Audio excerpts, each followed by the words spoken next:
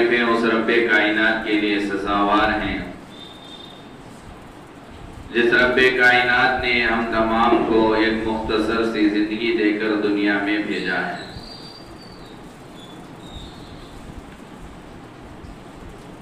شعبان المعظم کی آخری تاریخ چل رہی ہے۔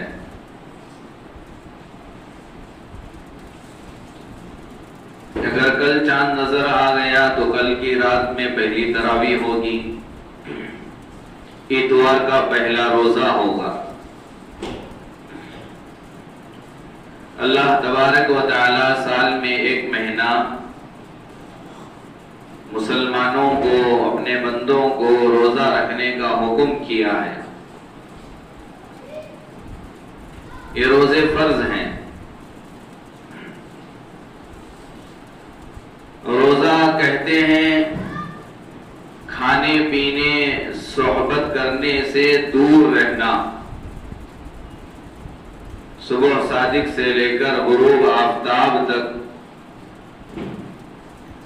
بندوں کا، بندیوں کا کھانے سے، پینے سے، صحبت کرنے سے دور رہنے کا نام روزہ ہے۔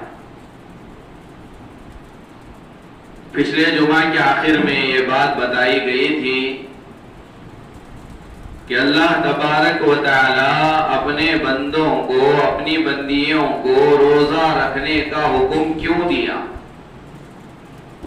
اس کی وجہ کیا ہے، سبب کیا ہے۔ بندوں کے بھوکا رہنے سے اللہ کو تو کچھ ملتا نہیں، ہمارے پیاسے رہنے سے اللہ کو کچھ ملتا نہیں، روزے کی حالت میں بیویوں سے صحبت کرنے سے، بچے رہنے سے، دور رہنے سے اللہ کو کچھ ملتا نہیں، لیکن پھر بھی اللہ تبارک و تعالی نے سال میں ایک مرتبہ، ایک مہینے کے لیے صبح سے لے کر شام تک اپنے بندوں کو بھوک سے بھوکا رکھ رہا ہے، پیاسا رکھ رہا ہے، بیویوں سے دور کر رہا ہے۔ حالانکہ 11 مہینے کھانا حلال تھا، پینا حلال تھا، بیویوں کے قریب جانا حلال تھا، تو ایک مہینے کیوں دور رکھا جا رہا ہے؟ اس کی کیا وجہ، سبب کیا، اس کی علت کیا؟ ہمیں پیاسا رکھ کر، ہمیں بھوکا رکھ کر اللہ تبارک و تعالی ہمیں کیا دیکھنا چاہتا ہے، ہمیں کیا بنانا چاہتا ہے؟ اللہ کو تو کچھ ملتا نہیں، لیکن اللہ تبارک و تعالی اس کے ذریعے سے، روزوں کے ذریعے سے ہمارے اندر کیسی تبدیلی دیکھنا چاہتا ہے، کیسا بدلاؤ لانا چاہتا ہے، ہمارے اندر وہ کیا خوبیاں پیدا کرنے کے لیے اللہ تبارک و تعالی نے روزوں کو فرض کیا، یہ جاننا ضروری ہے۔ ایک سبب تو اللہ نے قرآن میں کھول کھول کر بیان کیا، جہاں روزوں کے فرضیت کا تذکرہ ہے، یا ایھا الذین آمنوا کتب علیکم الصیام کما کتب علی الذین من قبلکم لعلکم تتقون۔ اس آیت میں خود اللہ تبارک و تعالی نے روزے کو فرض کرنے کی وجہ، روزہ کیوں رکھوایا جا رہا ہے، بھوکا کیوں رکھا جا رہا ہے، پیاسا کیوں رکھا جا رہا ہے، ایک سبب تو اللہ نے اسی آیت میں بیان کیا، جسے ہم قریب بیان کریں گے۔ اور بھی بہت سارے وجوہات، بہت سارے سبب علماء کرام نے روزوں کے تعلق سے لکھا ہے، بیان کیا ہے کہ روزے کے ذریعے سے ہمارے اندر کیا صفات پیدا ہو، کیا خوبیاں پیدا ہو۔ تو سب سے پہلی چیز، روزہ رکھنے کے ذریعے سے ہمارے اندر کیا آنا چاہیے، علماء نے لکھا ہے روزے کے ذریعے سے اللہ تبارک و تعالی اپنے بندوں کے اندر نعمتوں کی قدر کو پیدا کرنا چاہتا ہے۔ نعمتوں کی قدر دانی بندوں کے اندر آئے، یہ روزے کے ذریعے سے نعمتوں کی قدر پیدا ہونی چاہیے ہمارے اندر۔ وہ کیسے؟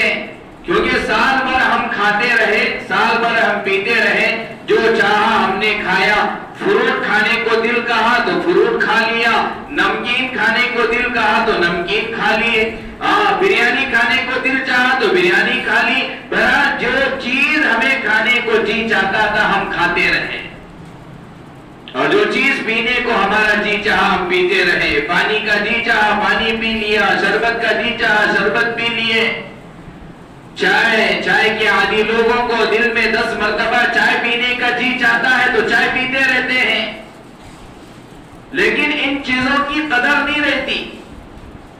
سال بھر 11 مہینے جو چاہا کھا لیا، جو چاہے پی لیا، لیکن اب 1 مہینہ اللہ تبارک و تعالی ہمیں کھانے سے دور رکھا، صبح سے شام تک پینے سے دور رکھا، اب ہمیں ان نعمتوں کی قدر معلوم ہوتی ہے۔ جیسے ہی پیاس لگی پانی کی قدر معلوم ہوتی ہے کہ پانی کتنی بڑی نعمت ہے اللہ کی۔ صبح سے شام تک جب ہم پیاسے رہتے ہیں تو اس کی قدر ہمارے دلوں میں آنی چاہیے کہ اللہ تبارک و تعالیٰ کی کتنی قیمتی نعمت، کتنی عظیم نعمت پانی، جسے اللہ تبارک و تعالیٰ نے فری میں ہمارے لیے مہیا کیا، آسمانوں سے بارش برسا کر، زمین سے پانی کے خزانے نکال کر اللہ تبارک و تعالیٰ نے عام کیا پانی کو۔ یہ ہم لوگوں نے اسے مہنگا کروا لیا ہے فلٹر کے نام سے، ورنہ اللہ تعالیٰ نے مفت میں دیا، ندیوں کے بہانا، ندیوں کے ذریعے سے، سمندروں کے ذریعے سے، بارش کے ذریعے سے، کنووں کے ذریعے سے، یہ اللہ تبارک و تعالیٰ نے اتنا عام کیا پانی، اس کی قدر ہمیں 11 مہینے معلوم نہیں ہوئی۔ 11 مہینے اس کی عظمت ہمارے دلوں میں نہیں تھی، اس کی قدر ہمارے دلوں میں نہیں تھی۔ روزہ رکھ کر اللہ تبارک و تعالیٰ اپنے بندوں کو یہ سمجھانا چاہتا ہے، اس کی قدر تمہارے دلوں میں نہیں تھی، اب تم جب گرمی میں روزہ رکھو گے، جب 11 بجے، 2 بجے، 3 بجے جب تمہیں پیاس لگے گی تو تمہیں میری اس نعمت کا احساس ہوگا کہ کتنی بڑی نعمت میں نے تمہیں دی ہے۔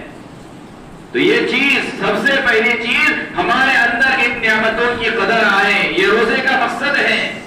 یہ روزے سے ہمیں یہ سبق سکھایا جا رہا ہے کہ اللہ کی کتنی بڑی بڑی نعمتیں غیر محسوس طریقے سے ہم استعمال کرتے ہیں، ہمیں احساس نہیں ہوتا، ہم زندگی بھر استعمال کرتے رہتے ہیں۔ رمضان جیسا مبارک مہینہ ہمارے زندگی میں اللہ لا کر روزے کے ذریعے سے اللہ ہمیں یہ سبق دے رہا ہے، یہ سبق سکھا رہا ہے کہ میرے بندو کتنی بڑی بڑی نعمتیں بغیر پیسوں کے، بغیر کچھ لیے کے، بغیر تمہارے سے کچھ مانگے کہ میں تمہارے لیے فراہم کر رہا ہوں، اس کی قدر تمہارے دلوں میں آنی چاہیے، اس کی قدردانی ہو، پانی کی قدر ہو، کھانے کی قدر ہو۔ صبح سے لے کر شام تک بھوکا رہتے ہیں تو ہر چیز کی ہمیں قدر معلوم ہوتی ہے۔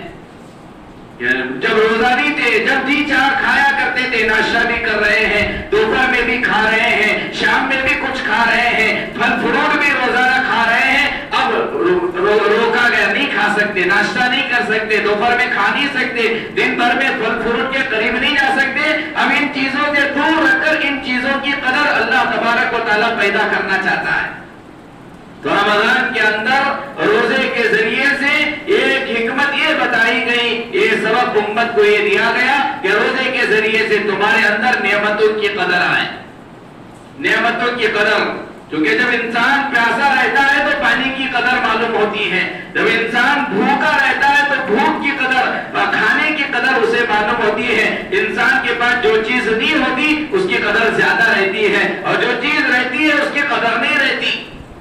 جن کی اولاد نہیں ہے ان سے پوچھو اولاد کی کیا قدر ہے، جن کے ہاتھ نہیں ہے ان سے پوچھو ہاتھ کی کیا ویلیو ہے، جن کی آنکھ نہیں ان سے پوچھو آنکھ کی کیا قدر ہے۔ ہمیں کوئی احساس نہیں، کیونکہ فری میں اللہ نے بچپن سے ماں کے پیٹ سے آنکھ دیا، ہاتھ دیا، پیر دیا، ہر چیز اللہ نے دے دی، ہمیں قدر نہیں ہے۔ ہاں قدر اگر معلوم کرنا چاہتے ہیں پیر کی، لنگڑے سے پوچھو پیر کی کیا قیمت ہے۔ وہ پوری اپنی کمائی لوٹا کر وہ پیر لینا چاہتا ہے۔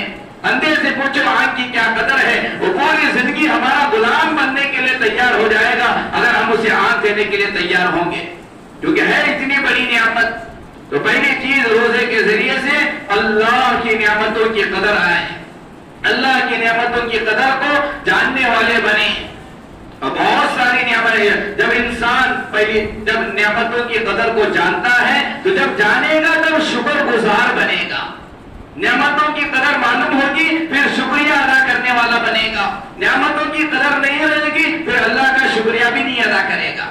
پانی کی قدر معلوم ہوگی، پانی پینے پر کہا گیا حدیث میں الحمدللہ کہو، اللہ کا شکریہ ادا کرو، اللہ کی تعریف بیان کرو، کیونکہ اللہ نے تمہیں پانی پلایا۔ کھانے کے بعد الحمدللہ کہو، کیونکہ اللہ نے تمہیں اس نعمت سے نوازا۔ اللہ کی نعمتیں کھا کر، اللہ کی نعمتیں پی کر اللہ کا شکریہ ادا کرنے کے لیے حدیث میں نبی علیہ السلام نے کہا ہے نعمتوں کی قدر ہمارے دلوں میں آئے گی، پھر ہم اللہ کا شکریہ ادا کرنے والے بنیں گے۔ شکریہ ادا کریں گے، ہمارا ہی فائدہ ہے، اللہ اور نعمتوں سے نوازے گا۔ لئن شکرتم لازیدنکم۔ بہرحال سب سے پہلی چیز روزے کے ذریعے سے ہمارے اندر یہ آنی چاہیے کہ ہم نعمتوں کی قدر کرنے والے بنے، نعمتوں کی قدر ہمارے دلوں میں آئے۔ نعمتوں کی قدر جب آئے گی تو ہم اللہ کا شکریہ ادا کرنے والے بنیں گے، اللہ تبارک و تعالیٰ کی نعمتوں کی قدر ہمارے دلوں میں آئے۔ پہلی چیز روزے کے ذریعے سے ہمارے اندر یہ احساس ہو نعمتوں کی قدر والا۔ اور دوسری چیز علماء کرام نے لکھا ہے روزے کے ذریعے سے ہمارے اندر کیا آنی چاہیے، اللہ تبارک و تعالی ہمیں ایک مہینہ کھانے سے پینے سے دور رکھ کر اللہ تعالی غریبوں، یتیموں، لاوارثوں کی پرواہ کرنے کی ترغیب دے رہا ہے۔ اللہ غریبوں کا خیال رکھنے کی ترغیب دے رہا ہے، اللہ بیواؤں کے خیال رکھنے کی ترغیب دے رہا ہے، اللہ مسکینوں کی دیکھ بھالی کرنے کی ترغیب دے رہا ہے۔ کیونکہ ہم سال بھر کھاتے تھے، ہمیں معلوم نہیں تھا بھوک کیا ہوتی ہے، پیاس کیا ہوتی ہے۔ جب رمضان میں ہم بھوکے رہتے ہیں، جب رمضان میں ہم پیاسے رہتے ہیں، اس کے ذریعے سے اللہ ہمیں یہ سبق دینا چاہتا ہے رمضان میں تمہارے پاس کھانے کی چیزیں موجود ہونے کے باوجود، پینے کی چیزیں موجود ہونے کے باوجود روزے کی حالت میں تم کھانے سے دور رہے، پینے سے دور رہے، جب جا کر تمہیں کھانے کا احساس ہوا، بھوک کا احساس ہوا، پیاس کا احساس ہوا، تھوڑا میرے ان بندوں پر نظر کرو، میری ان بندیوں کی طرف نظر کرو جن کے گھروں کا چولہا نہیں سلگتا، جن کی زندگیاں بھوکا رہ کر گزرتی ہیں، صبح کھاتے ہیں تو دوپہر کے لیے انتظام نہیں رہتا، دوپہر کھاتے ہیں تو شام کے لیے انتظام نہیں رہتا، مختلف چیزیں ہمارے گھر میں بنتی ہیں، پکتی ہیں، 4 ڈشیں ہم بنا کر کھاتے ہیں، 4-5 چیزیں ہم پینے کے لیے تیار کرتے ہیں، شربت کے طور پر، جوس کے طور پر۔ اللہ تبارک و تعالیٰ روزے کے ذریعے سے ہمیں یہ بتانا چاہتا ہے، یہ سبق دینا چاہتا ہے، تمہارے محلے میں جتنے غریب ہیں، جتنے مسکین ہیں، جتنے بیوہ ہیں، جتنے یتیم ہیں، تھوڑا ان کا خیال رکھو کہ تمہیں اللہ نے جو نعمتیں دی ہیں تھوڑی ان نعمتوں کو ان پر بھی خرچ کرنے والے بنے، ان کا بھی خیال رکھنے والے بنے۔ کیونکہ ہو سکتا ہے کوئی غریب محلے میں ایسا ہو جس کے گھر میں چولہا نہ سلگتا ہو، جس کے گھر میں کھانے کا انتظام نہ ہوتا ہو، کوئی محلے میں کوئی بیوہ عورت ہو جس کے لیے کھانے کا انتظام نہ ہو، کھانے کا انتظام ہے، پہننے کے لیے کپڑوں کا انتظام نہ ہو، یا رہنے کے لیے مکان کا انتظام نہ ہو، لہذا ایسا ہو سکتا ہے۔ اس لیے اللہ تبارک و تعالی ہمیں احساس دلانا چاہتا ہے روزے کے ذریعے سے، جب تم بھوکے رہے تو تمہیں پتا چلا مسکین کیسی زندگی گزارتا ہے، تم بھوکے رہے تو تمہیں احساس ہو کہ ایک بیوہ کیسے زندگی گزارتی ہے، ایک محتاج کیسے زندگی گزارتا ہے۔ ہمارے اندر یہ احساس لانے کے لیے یہ روزے آتے ہیں، مہینہ بھر روزے رکھیں، یہ احساس ہمارے اندر نہیں آیا پھر روزے سے کچھ فائدہ نہیں ہوگا، بھوکا رہنے سے کچھ فائدہ نہیں ہوگا، پیاسا رہنے سے کچھ فائدہ نہیں ہوگا، کیونکہ روزوں سے اللہ ہمیں کیا سکھانا چاہتا ہے وہ سیکھ لینا چاہیے۔ روزے سے اللہ تعالیٰ نعمتوں کی قدر ہمارے دلوں میں لانا چاہتا ہے تو نعمتوں کی قدر ہمارے دلوں میں آئے۔ روزے کے ذریعے سے غریبوں کی، یتیموں کی، لاوارثوں کی، بیواؤں کی، محتاجوں کی، مسکینوں کی پرواہ کرنے کا حکم گیا کہ ہمیں دیا گیا، ہمیں بھوکا رکھ کر غریب کی بھوک کو احساس کرنے کا حکم دیا گیا، ہمیں پیاسا رکھ کر یتیم کی، بیوہ کے پیاس کا احساس کرنے کو ہمیں کہا گیا۔ یار اگر یہ چیزیں ہمارے اندر نہیں آئی تو پھر روزے کا جو مقصد ہے وہ مقصد پورا نہیں ہوگا، پورا مقصد ہم حاصل نہیں کر سکیں گے۔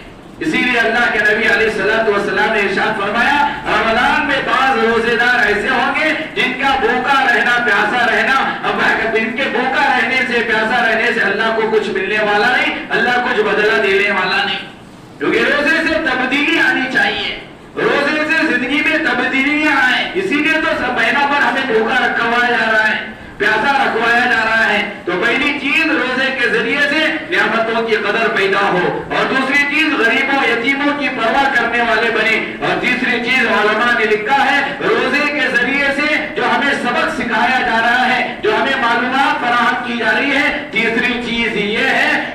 اللہ تعالیٰ رمضان کے مہینے میں، روزے کے دنوں میں، روزے کے وقت میں اللہ ہمیں حلال چیزوں سے دور رکھوا کر پوری زندگی حرام سے دور رکھنا چاہتا ہے۔ یہ اصل چیز ہے۔ پورے مہینہ رمضان ایک روزے سے لے کر 29 یا 30 روزے تک ہم نے حلال چیزوں سے پرہیز کیا، حلال چیزوں کو ہم نے چھوڑا۔ کھانا حلال ہے، پورے سال بھر میں کھانا حلال تھا، لیکن رمضان میں جو کھانا حلال تھا اس چیز کو ہم نے چھوڑا۔ پانی پینا حلال تھا، رمضان میں پانی پینے کو ہم نے چھوڑا۔ کھانا حلال تھا، کھانے کو چھوڑا۔ پینا حلال تھا، پینے کو چھوڑا۔ بیوی سے صحبت کرنا سال بھر حلال تھا، روزے کے وقت میں بیوی سے قریب جانے کو ہم نے چھوڑا۔ اللہ تعالیٰ رمضان میں حلال چیزوں سے ہمیں دور رکھ کر پوری زندگی حرام سے بچانے کے لیے اللہ نے روزے لایا ہے۔ اللہ یہ سبق دے رہا ہے، اللہ ہمیں یہ حکم دے رہا ہے کہ میرے بندو، تم نے رمضان میں حلال چیز کو چھوڑا ہے، اب پوری زندگی حرام کو چھوڑنے والے بنو۔ تم نے رمضان میں حلال تھا، تمہارے 2 سال بھر میں تمہارے لیے کھانا حلال تھا، لیکن رمضان میں تم نے اس حلال کو چھوڑا ہے۔ اب اللہ کہہ رہا ہے سال بھر میں حرام کھانے سے دور رہو، حرام سے دور رہو۔ جو جو چیزیں میں نے تمہارے لیے حرام کیا ہے سال بھر کے لیے، زندگی بھر کے لیے، ان چیزوں سے پرہیز کرو۔ ہم رمضان کے مہینے میں اکثر آپ نے دیکھا ہوگا، آپ نے سنا ہوگا، یہ آپ کا تجربہ ہے، آپ نے کہا ہوگا، رمضان میں ہمارے سامنے کوئی آ کر گالی دیتا ہے تو ہم اسے کہتے ہیں بھئی گالی مت دے، روزہ ہے، رمضان ہے۔ یہ تو کہتے ہیں ہم لوگ بھئی گالی نہ دے، روزہ ہے تیرا۔ گالی کیوں دیتا ہے؟ گالی نہیں دینا چاہیے رمضان میں روزے کی حالت میں۔ حالانکہ ہمارے دلوں میں یہ ایمان ہونا چاہیے اور ہمارے ذہنوں میں بات آنی چاہیے، ہمارے علم میں یہ بات ہونی چاہیے کہ گالی دینا صرف روزے کی حالت میں حرام نہیں ہے، گالی دینا تو پوری زندگی حرام ہے۔ نہیں، ایسا نہیں ہے کہ روزے کی حالت میں گالی نہ دے، افطار کے بعد گالی دینا حلال ہو گیا۔ نہیں نہیں، روزے کی حالت میں بھی گالی دینا حرام، پوری زندگی گالی دینا حرام۔ ہم نے دیکھا ہے لوگوں کو روزے کی حالت میں جھگڑے سے دور رہتے ہیں، جھگڑا نہیں کرتے۔ اگر کوئی جھگڑا کرنے کے لیے بھی آ جائے تو ہم اس سے کہتے ہیں بھئی جھگڑا نہ کر، میرا روزہ ہے، میں روزے کی حالت میں جھگڑا نہیں کر سکتا، میں روزے کی حالت میں گالی نہیں دے سکتا۔ لیکن شریعت یہ کہتی ہے کہ جس طرح روزے کی حالت میں تو نے جھگڑے سے بچا، جس طرح روزے کی حالت میں تو نے گالی دینے سے بچا، تجھے یہ مشق کروائی جا رہی ہے، تجھے یہ پریکٹس کرائی جا رہی ہے کہ جس طرح تو نے روزے کی حالت میں گالی سے بچا، پوری زندگی گالی سے بچتا رہے۔ جس طرح تو نے روزے کی حالت میں جھگڑا کرنے سے بچا، پوری زندگی جھگڑا کرنے سے دور ہے۔ جس طرح تو نے روزے کی حالت میں کسی کی برائی کرنے سے بچتا رہا، پوری زندگی غیبت کرنے سے بچتا رہے۔ روزے کی حالت میں کسی کو دھوکہ دینے سے جس طرح تو نے بچا، پوری زندگی لوگوں کو دھوکہ دینے سے بچتا رہے۔ جس طرح روزے کی حالت میں ہم گناہوں سے بچتے ہیں، پوری زندگی گناہوں سے بچنے کی ترغیب گویا کہ ہمیں دی گئی۔ یہ ہے روزے کا مقصد کہ حلال چیزوں سے اللہ تعالیٰ ہمیں دور رکھ کر پوری زندگی حرام سے اللہ ہمیں بچانا چاہتا ہے کہ حلال سے تم نے بھوکے رہے، حلال کو تم نے چھوڑا رمضان میں، اب پوری زندگی حرام کو چھوڑو۔ تم نے کھانے سے دور رہا، حلال کھانا کھانے سے دور رہے، اب پوری زندگی سود کی کمائی کما کر کھانے سے دور رہو، سود کھانے سے دور رہو، رشوت کھانے سے دور رہو، جھوٹ بولنے سے دور رہو، جھگڑا کرنے سے دور رہو، لوگوں کے ساتھ دھوکہ دہی کرنے سے دور رہو، ہر برائی سے دور رہنے کو گویا کہ کہا گیا۔ حلال سے بچا کر اللہ تعالیٰ نے حرام سے روکنے کا گویا کہ ہمیں حکم دیا گیا۔ یہ تیسری حکمت علماء نے لکھی ہے۔ اور چوتھی حکمت علماء نے لکھی ہے، اللہ تعالیٰ رمضان میں ہمیں گویا کہ جہاد کی مشق کراتا ہے۔ گویا کہ روزہ ایک طرح کی جہاد کا مشق ہے کہ ایسا نہ ہو کہیں حالات ایسے بگڑ جائے کہ تمہیں بھوکا رہ کر دشمنوں کا مقابلہ کرنے کا وقت آ جائے، بھوکا پیاسا رہ کر دشمنوں سے لڑنے کا کہیں وقت آ جائے تو تمہارے اندر بھوکا رہ کر لڑنے کی طاقت ہو، پیاسا رہ کر لڑنے کی طاقت ہو۔ اس کی ایک عملی مشق گویا کہ رمضان میں کروائی جاتی ہے۔ یہ جہاد کی عملی مشق کروائی جا رہی ہے کہ نہیں تم بھوکا رہ کر بھی لڑنے کے لیے تیار رہنا چاہیے، پیاسا رہ کر بھی لڑنے کے لیے تیار رہنا چاہیے۔ لہذا اگر جو سال میں ایک مرتبہ بھوکا رہنے کی مشق کرتا ہے، پیاسا رہنے کی ایک مہینہ مشق کرتا ہے، جب دشمنوں سے مقابلہ کرنے کا وقت آ جائے، اگر وہاں کھانے کے لیے کچھ نہ ہو، پینے کے لیے کچھ نہ ہو، تو وہ انسان جو سال میں ایک مرتبہ ایک مہینہ روزہ رہتا ہے، وہ جہاد میں اسے تکلیف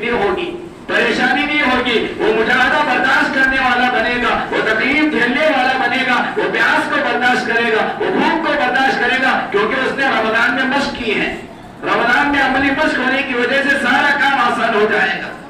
یہ حکمتیں ہیں، یہ 4 حکمتیں قرآن کی حکمت کو چھوڑ کر 4 حکمتیں علماء نے لکھا ہے. پہلی چیز روزے کے ذریعے سے نعمتوں کی قدر، دوسری چیز روزوں کے ذریعے سے غریب یتیم مسکین محتاجوں کی پرواہ کرنے والے بننا، اور تیسری چیز اللہ تبارک و تعالی حلال چیزوں سے ہمیں دور رکھ کر حرام سے بچنے کی گویا کی ترغیب دے رہا ہے روزے کے ذریعے سے. اور چوتھی چیز جہاد کی عملی مشق کروائی جا رہی ہے. اور پانچویں چیز خود اللہ تبارک و تعالی نے قرآن مجید میں ارشاد فرمایا لعلکم تتقون، کہ روزہ کیوں رکھوایا جا رہا ہے، تمہیں بھوکا کیوں رکھوایا جا رہا ہے، پیاسا کیوں رکھوایا جا رہا ہے. قرآن میں اللہ نے کہا کتب علیکم الصیام کما کتب علی الذین من قبلکم لعلکم تتقون، تم پرہیزگار بنو، تم متقی بنو، تم اللہ سے ڈرنے والے بنو، تمہارے دل میں اللہ کا خوف آئے، تمہارے دل میں اللہ کا ڈر آئے، تمہارے دل میں خشیت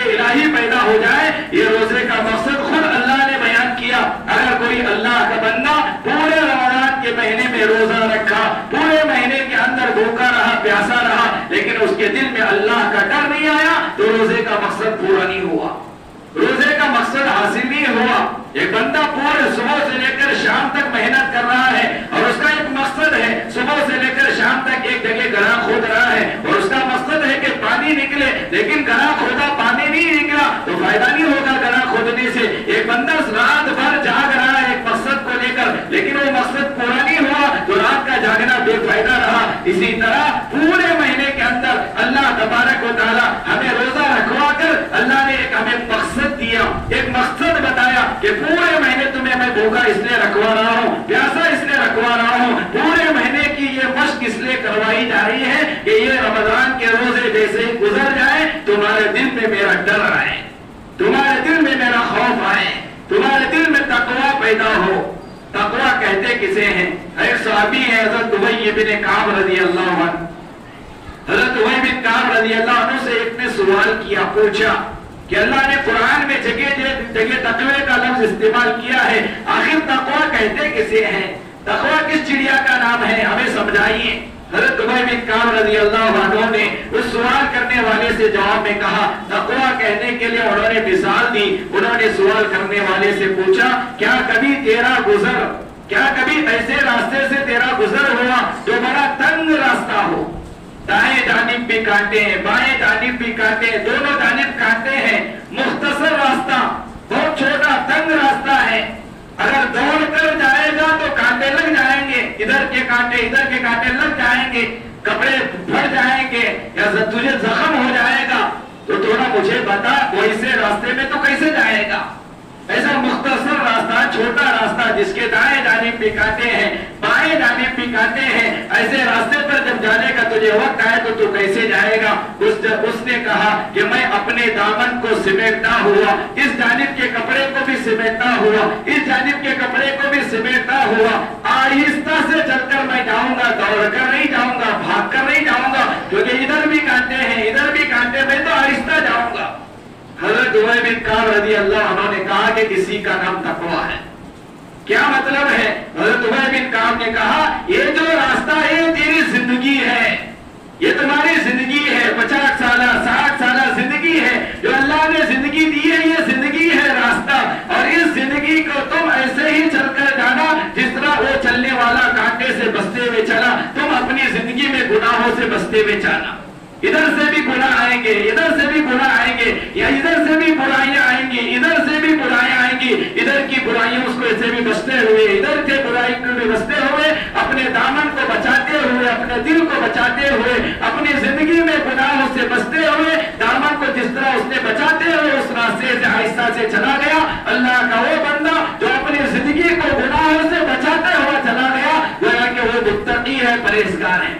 اس کا نام تقویٰ ہے. اللہ تعالیٰ روزے کے ذریعے سے ایسا تقویٰ ہمارے زندگی میں لانا چاہتا ہے کہ پوری زندگی ہم گناہوں سے بچنے والے بنے. جس طرح رمضان میں ہم کھانے سے بچے، جس طرح رمضان میں ہم پانی پینے سے بچے، جس طرح رمضان میں ہمیں گالی دینے سے بچے، جس طرح رمضان میں ہم جھوٹ بولنے سے بچے، جس طرح رمضان میں ہم جھگڑا کرنے سے بچے، جس طرح رمضان میں کسی کو دھوکہ دینے سے ہم نے اپنے آپ کو بچایا، پوری زندگی ان گناہوں سے بچنے کا نام تقویٰ ہے روزہ ہے.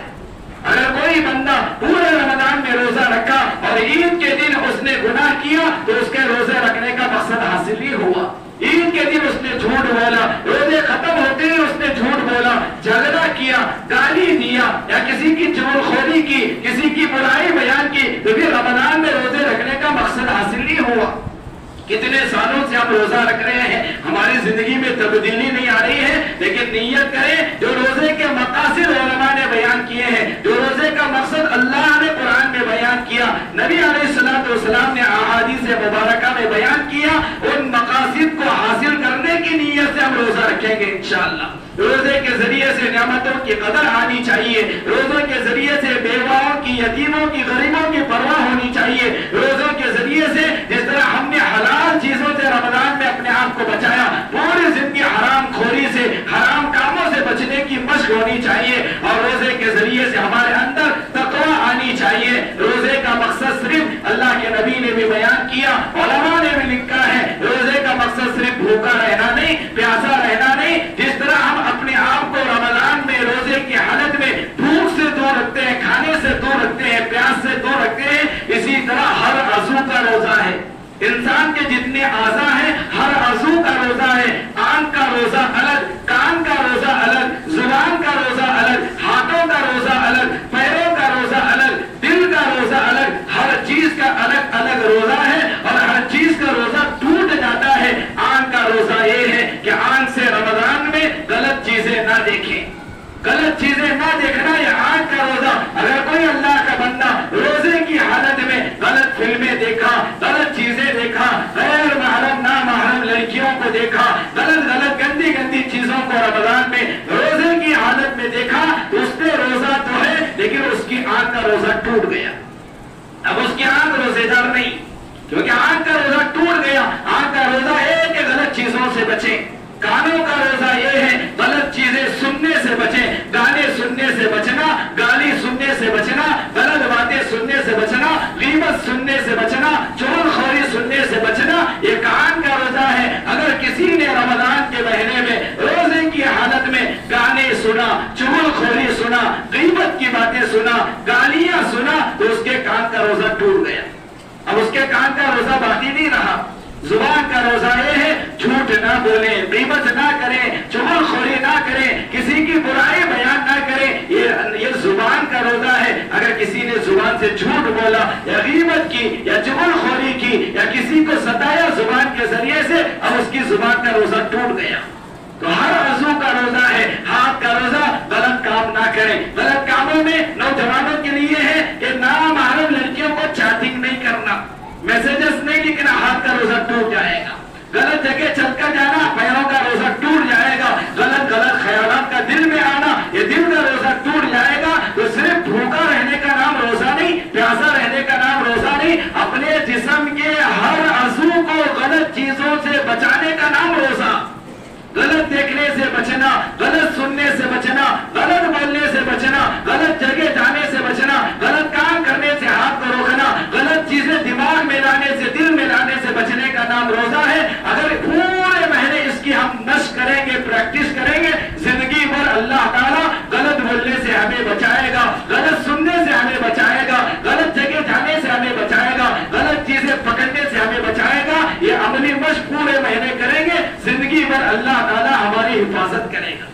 اسی لیے حضرت مولانا پیر ذوالفقار صاحب دامت برکاتہم نے اپنے کتاب میں لکھا ہے, حضرت نے کہا اگر کوئی اللہ کا بندہ پورے رمضان کے مہینے میں ایسے روزے رکھا جس طرح کہا گیا, حدیث میں جس طرح کہا گیا, قرآن میں جس طرح کہا گیا, علماء نے جس طرح کہا ہے, اگر اس طرح اگر پورے مہینے ہم روزہ رکھیں گے, پورا مہینہ غلط نہیں سنیں گے, غلط نہیں بولیں گے, غلط نہیں دیکھیں گے, غلط کام نہیں کریں گے, پورے گناہوں سے بچتے ہوئے اگر کوئی بندہ پورا مہینہ روزہ رکھا, تو اللہ حضرت مولانا پیر ذوالفقار صاحب نے کتاب میں لکھا ہے کہ اے بندہ جیسے ہی عید کا چاند دیکھے گا, کہ تو کل کا چاند ہے, روزے کا چاند, جسے دیکھنے کے بعد روزہ شروع, جسے دیکھنے کے بعد تراویح شروع, جسے دیکھنے کے بعد رمضان شروع. ایک چاند وہ ہوتا ہے عید کا چاند, جسے دیکھنے کے بعد تراویح ختم, جسے دیکھنے کے بعد روزہ ختم, اب نئے کپڑے پہننا, عیدگاہ جانا. تو چاند دیکھنے کے بعد وقت کیسی خوشی ہوتی ہے.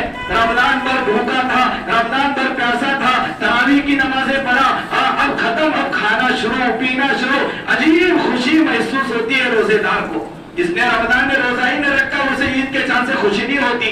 سال بھر کھاتا تھا, رمضان میں بھی کھایا, سال بھر پیتا تھا, رمضان میں بھی پیا, سال بھر جھوٹ بولتا تھا, رمضان میں بھی بولا, سال بھر جھگڑے کرتا تھا, رمضان میں بھی کیا. اب وہ عید کا چاند دیکھ کر کیا خوش ہوگا؟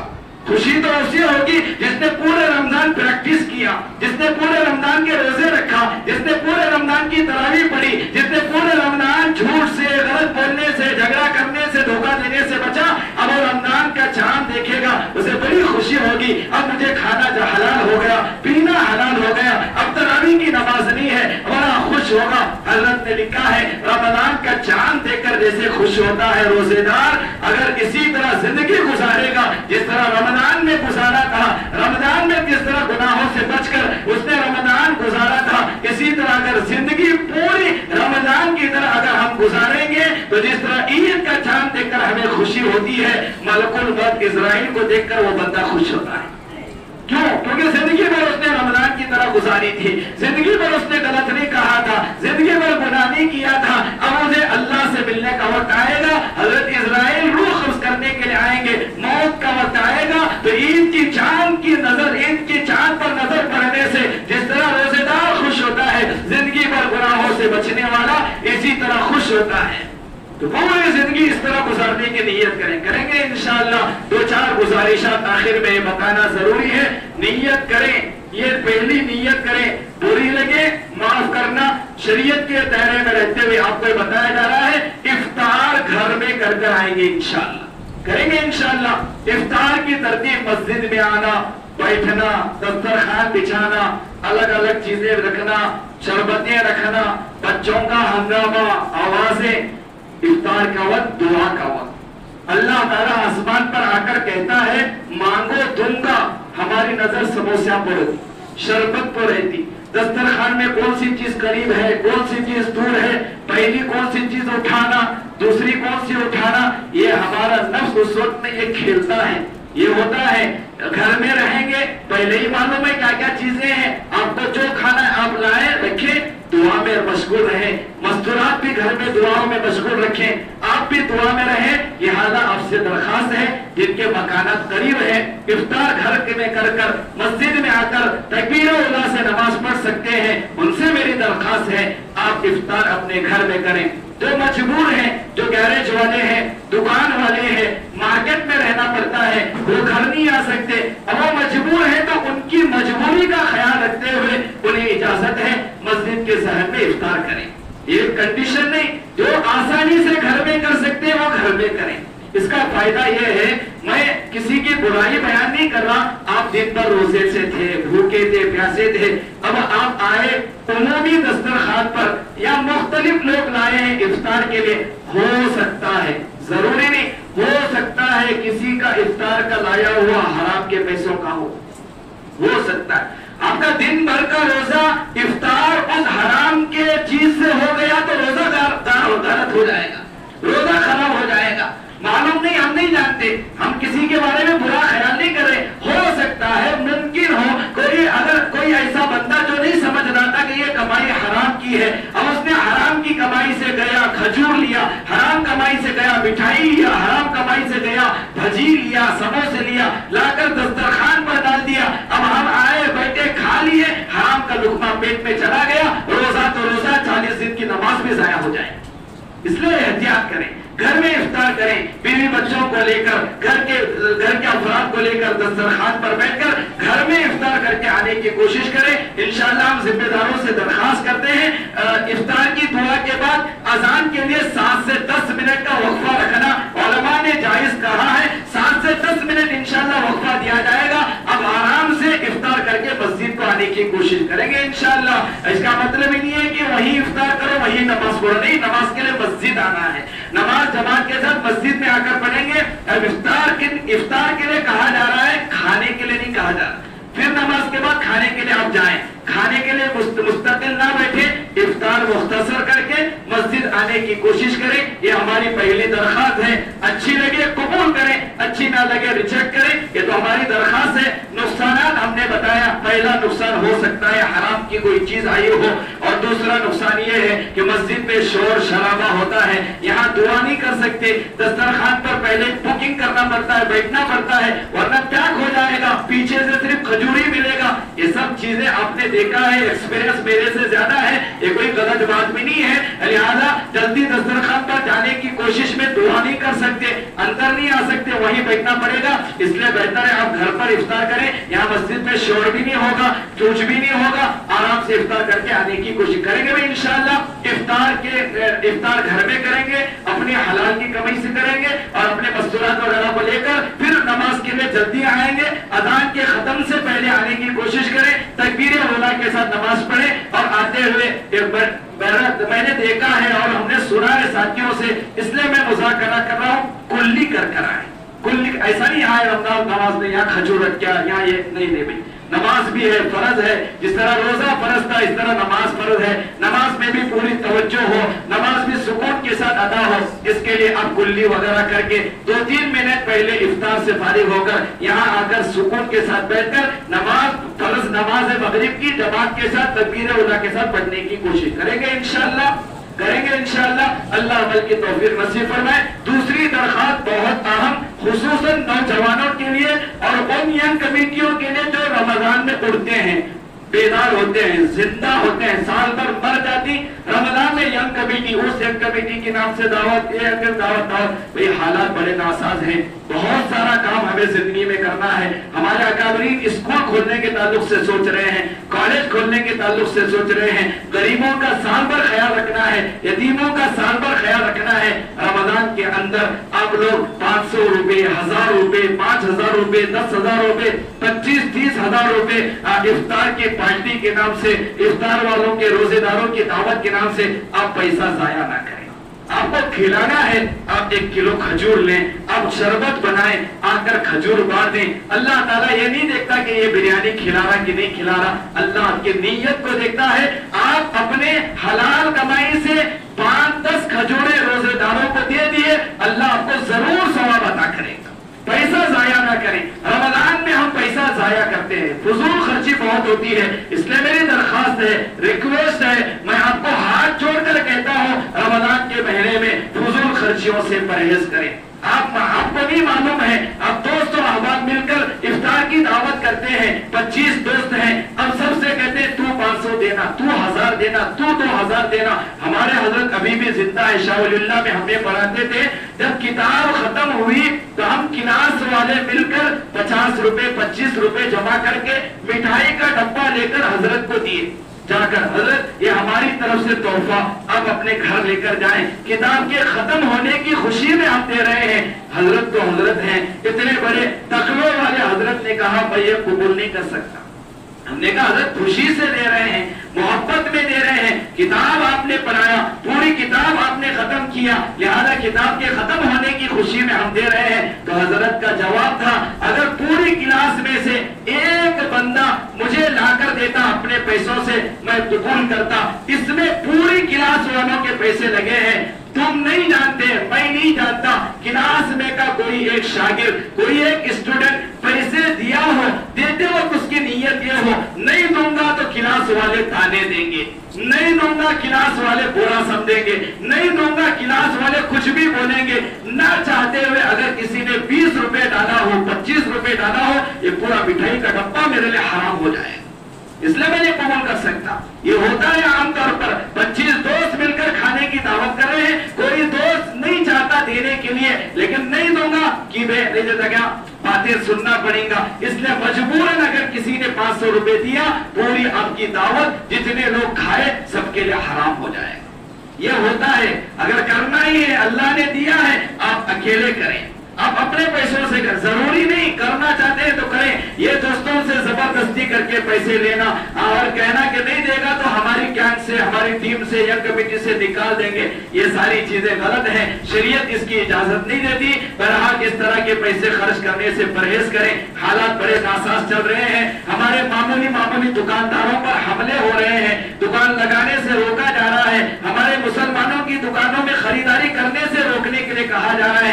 अल्लाह को मालूम आइंदा और क्या हालात होंगे, लिहाजा फजूल खर्ची से परहेज करें, अल्लाह अमल की तौफीक नसीब करेंगे इंशाअल्लाह। इफ्तार की दावतों में फजूल खर्ची करने से, इफ्तार कराने का हुक्म जरूर है हदीस में, इफ्तार कराने से हम तुम्हें नहीं रोक रहे, आप कराना चाहते हैं तो अपनी हैसियत के मुताबिक कराएं, खजूर के जरिए से कराएं, लस्सी पिलाकर कराएं और शरबत के जरिए से कराएं। कुछ नहीं कर सकते, ठंडा पानी से आप इफ्तार कराएं, अल्लाह बिरयानी खिलाने का सवाब तुम्हें अता करेगा तुम्हारी सच्ची नीयत की वजह से। अल्लाह इखलास को देखता है, अल्लाह ये नहीं देखता कि कितना दे रहा है, क्या क्वांटिटी है, क्या उम्दा चीज, नहीं, अल्लाह नीयत को देखता है, इखलास को देखता है। एक बंदा बिरयानी खिला रहा है, उसकी नीयत ये है कि लोग वाह वाह कहें, लोग तारीफ करें, अल्लाह एक नेकी उसे अता नहीं करेगा। एक बंदा 5 खजूर दे रहा है लेकिन नीयत अल्लाह को राजी करने के लिए है, अल्लाह 5 रोजेदारों का सवाब उसे अता करेगा। अल्लाह के यहाँ नीयत का एतबार, अल्लाह का इखलास का एतबार, लिहाजा नाम नमक के लिए, शोहरत के लिए, वाह के लिए करने से परहेज करें, अल्लाह अमल की तौफीक नसीब फरमाए। और एक दरखास्त आप हजरात से करना यह है कि आप जिस मस्जिद में पहली तरावीह पढ़ेंगे, नीयत करें कुरान के खत्म होने तक वही पढ़ेंगे इंशाअल्लाह, क्योंकि 2 सुन्नतें तरावीह की।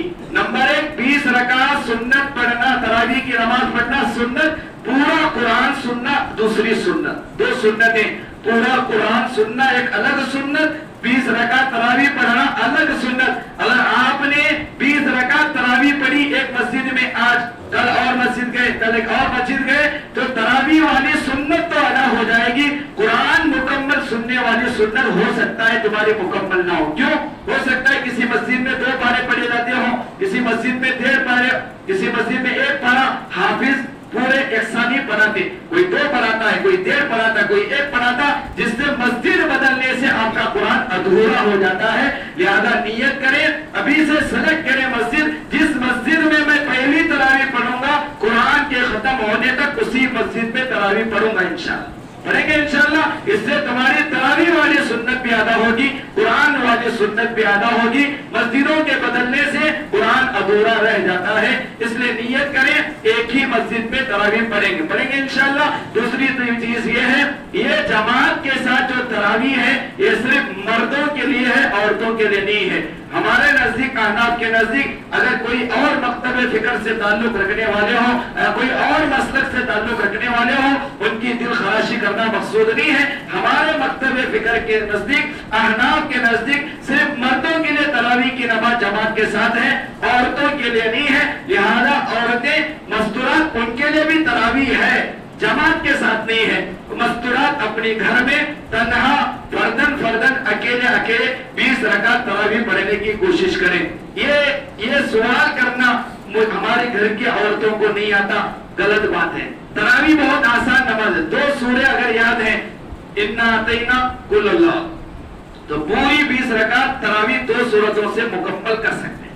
10 सूरे याद रहना जरूरी नहीं, कुरान याद रहना जरूरी नहीं, 10 कुछ भी नहीं, 2 सूरतें काफी हैं। पहली रकात में इन्ना देना, दूसरी रकात में कुल अल्लाह, पहली रकात में इन्ना देना, दूसरी रकात, इस तरह 20 रकात तरावीह औरतें मुकम्मल कर सकती हैं। तरावीह न आने का बहाना बनाकर और इसी तरह सूरतें याद ना होने का बहाना बनाकर जमात से नमाज पढ़ने के लिए किसी जगह इकट्ठा होना हमारे नजदीक दुरुस्त नहीं है, अहनाफ के नजदीक दुरुस्त नहीं है। लिहाजा हमारी दरख्वास्त है, मस्तूरात अपने अपने घरों में तन्हा अकेले तरावीह पढ़े। मसला नहीं मालूम है, मसला मालूम करें, इंशाअल्लाह बताया जाएगा। ये मुख्तसर दरख्वास्त थी, आप हजरात के सामने रखा गया। अल्लाह अमल की तौफीक नसीब फरमाए, आमीन। व आखिर दावाना अनिल हम्दुलिल्लाह।